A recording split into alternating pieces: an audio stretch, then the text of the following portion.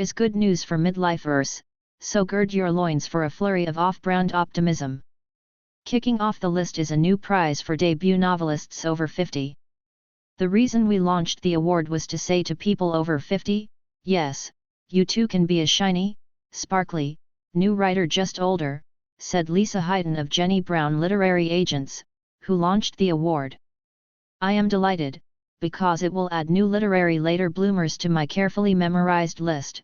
Penelope Fitzgerald, first novel published at 60, Raymond Chandler, 51, and Annie Proulx, 56. It looks less impressive every year. I still don't write a novel, so new blood is welcome.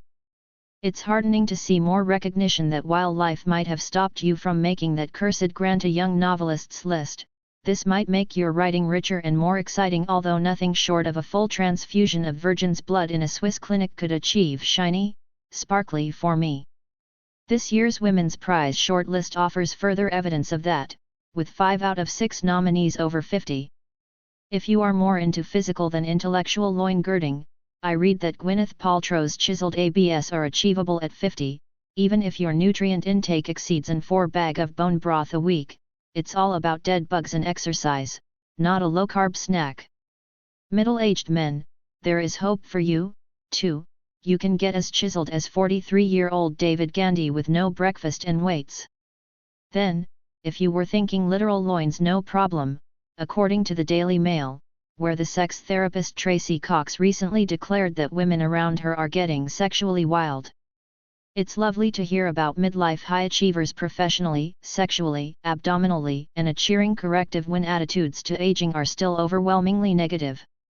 But I can't be alone in slithering unhappily down the slope from admiring optimism into aspiration and then expectation from, you could get Gwyneth's ABS, too.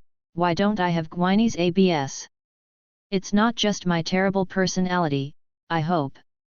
Certainly, the self-improvement industry has tuned into a demographic who might have achieved a degree of financial stability, far from a given in 2023, true, offering up glittering examples of midlife self-actualization, fueling ambitions it can facilitate with books, retreats and supplements. In the US, you can even take a look self-help course on approaching midlife with the Modern Elder Academy for $5,500 a week, £4,400. At 48, I find stories of later life triumph inspiring, but they also fuel my insecurities. What if these don't turn out to be the best years of my life? They are not for many people, for myriad reasons. Money or health, caring responsibilities, relationship breakdown, age discrimination, bereavement, or just a dodgy back. What if you are just scared and sad at the state of the world in a way no amount of Goop's Madam Ovary supplements can shift?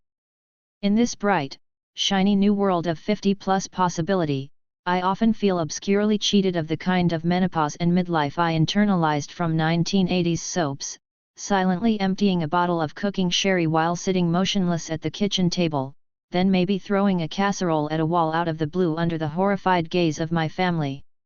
I have been waiting to do this for decades, and now you want me to run an ultramarathon, start a wellness empire and launch a podcast instead?